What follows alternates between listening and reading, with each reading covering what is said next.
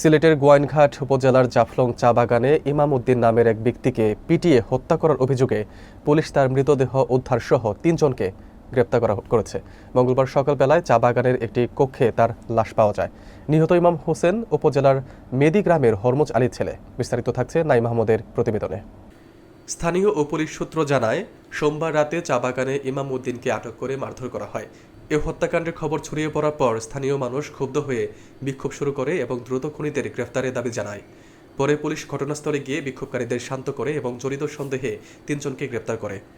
গ্রেপ্তারকৃতরা হলেন নিরঞ্জন গোয়ালা, আক্কেল প্রধান এবং কপিল উদ্দিন লিটন।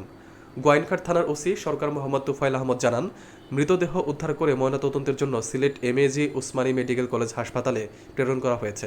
বর্তমানে মামলার বিষয়টি চলছে। মামলা দায়েরের পর যথাযথ আইনি ব্যবস্থা নেওয়া হবে। স্থানীয় বাসিন্দারা ঘটনা দ্রুত বিচার ও আইনগত ব্যবস্থা গ্রহণের আহ্বান জানিয়েছেন।